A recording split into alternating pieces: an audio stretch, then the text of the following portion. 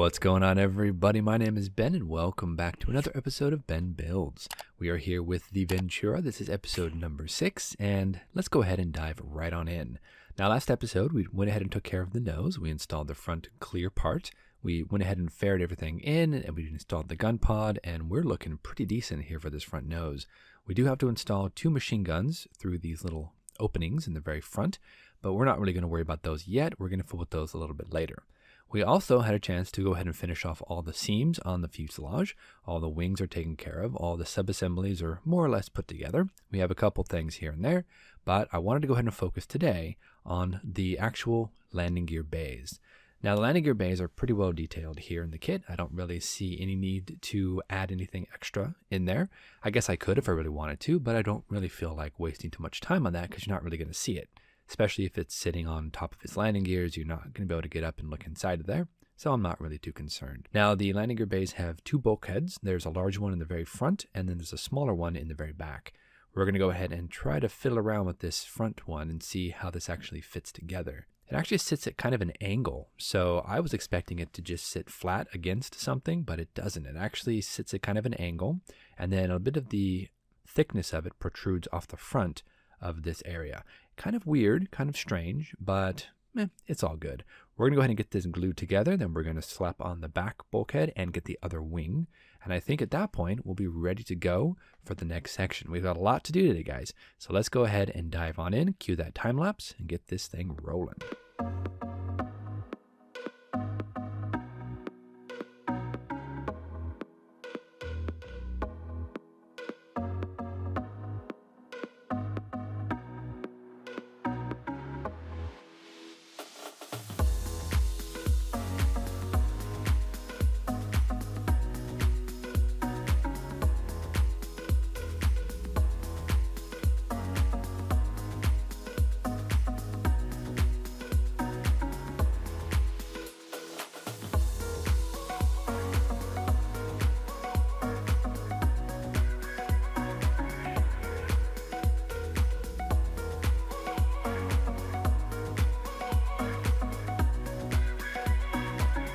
Alright, we have both of the firewalls all glued in, and we are ready to move on to the actual landing gear bays themselves. And we have this issue right here. This is the exhaust pipe, and as you can see, it's completely filled in. Now, my first thought was to go ahead and just take a hobby knife and just round it out.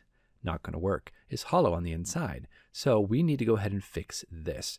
Now, my instinct here is just to basically hollow it all out using a Dremel.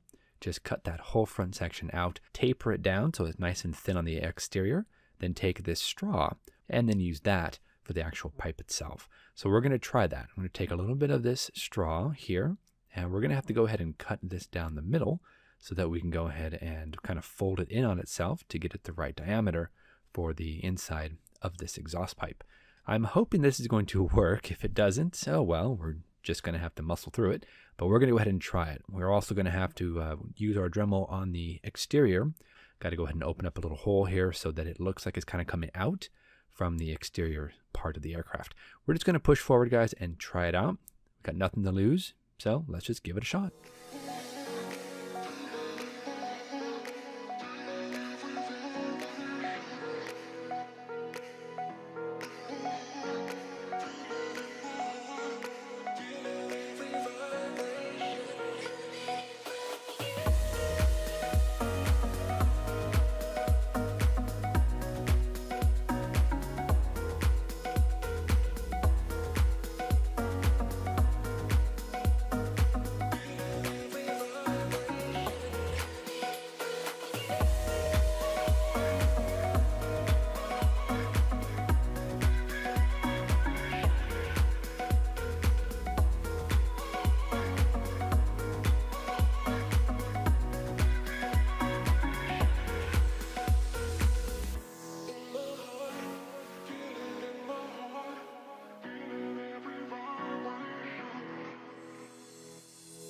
All right, everybody, as you can see, this is what we ended up with, and I actually like it. I think it looks pretty decent. It looks very similar to what I have seen in my references. It's kind of an oblong, almost egg-shaped pipe, and it just kind of protrudes out from that fairing. So I think we're all right with that. I'm happy with it. Before I tackle that one, I did want to move on to the turret. Now, the turret itself, we need to go ahead and figure something out about it because it's very visible underneath the actual glazing. You can see a lot of the detail in there. So I want to go ahead and try to up the detail just a little bit without having to do much surgery or anything like that on the kit itself. So I think the first thing I'm going to do is I'm going to try to work out a way to include some ammo boxes. I went ahead and I searched the photo etched set that Edward puts out, and they do have a lot of different parts and pieces in there that gave me some ideas about maybe how to get this looking a little bit busier, especially since you're going to see a lot of it. So the first thing I'm going to do here, I'm just going to clean up the part, make sure I can dry fit it, make sure it's nice and even, and I have a good idea about how this thing goes together.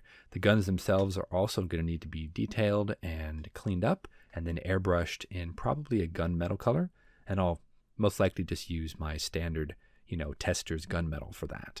So let's go ahead and let's scrape off some of these attachment points and see how it looks. Now the guns also are very, very tiny, and they're actually fairly well detailed for the size. I thought about maybe trying to, open up the front barrels, but I'm not doing that. They're way too small. But I will go ahead and use my hobby knife and my jeweler files to go ahead and get everything nice and sanded down.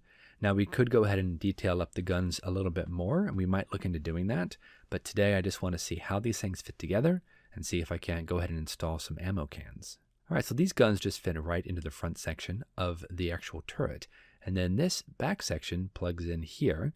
And there is a small little plastic piece that kind of juts out and presses in on that center piece between the two guns. It connects the two guns. So it just kind of presses inside on that. And the interesting thing is about the guns is that since only that one little notch is actually pushing in and keeping those guns from falling out, if we go ahead and want to add some ammo cans, we might have to go ahead and cut that part off, meaning we'll lose the actual gun mobility.